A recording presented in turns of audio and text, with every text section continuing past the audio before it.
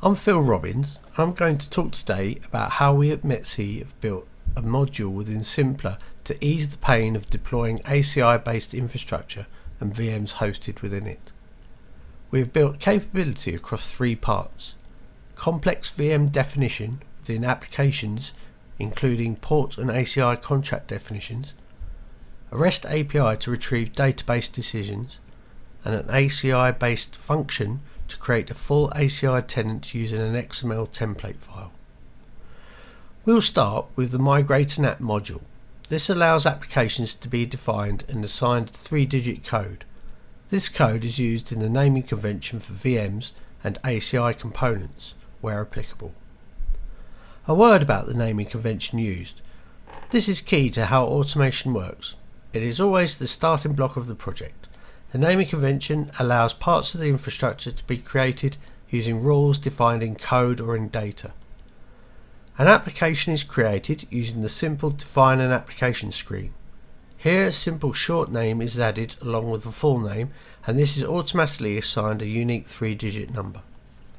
Next, an application can be created using this application number and a tenant chosen to be associated with that migration and application. Licensing for internal or external customers can be selected. We also allow production, development and test environments, which can all be hosted in the same environment if required. Next, we add servers to the plan. Here we have created a complex form which can allow server type, OS, availability and performance class selection, backup and network storage options.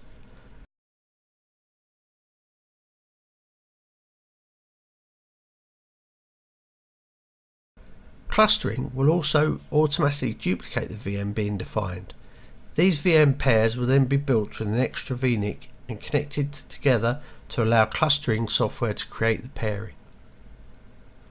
Virtual machines have a set of minimums in VMDK disk space sizes and which host the OS, and a network card. Additional disks and network cards can be added to the VM. For those which require an additional network storage option via SMB for Windows or NFS for Linux, these will also have an additional network card added through which the VM and storage device will communicate. The size of the disks can also be defined but also be based on IOPS. For example, if 1500 IOPS are required, then on the Gold service a disk of 1 TB is required. Charges to the customer can then be accurately applied based on usage and throughput. Within ACI, the types of servers are then separated into separate endpoint groups. These EPGs have providing contracts which allow ports defined as ACI filters and traffic to come into the EPG, as well as consuming contracts to direct traffic towards other EPGs. This can all be defined in the Migrate an App module. This data is then all collated together and sent via REST API to the UCS director via Simpla. A UCSD workflow is then executed with a single migration ID passed to it. The second part of this integration allows UCSD to retrieve data back from the CMDB hosted in Simpla via a REST API based data pump. Here we make REST API calls to Simpla, passing data from the workflow to retrieve data back from the CMDB and make decisions based on the results. This way we can avoid hard coding decisions into code, which makes it difficult to change. Here we can see the result of the get mig data query, which retrieves the application migration plan data in JSON format. This avoids lengthy configuration in UCSD to have hundreds of inputs. The workflow then retrieves the data and we pass the data to make decisions based on data and produce outputs to be used in the workflow. The third part of the integration builds an ACI tenant using an XML based template.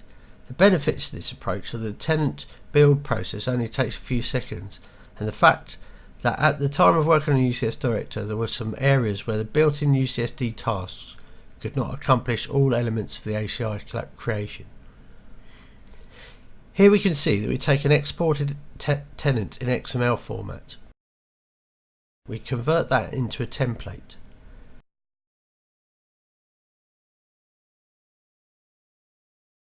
Next we provide values for a new tenant and using the template we create a new tenant XML file which is then imported in the ACI platform via REST. This allows us to create a new tenant, and into that we can add all elements of ACI without the need to build up all of this in a complex, lengthy workflow within UCSD.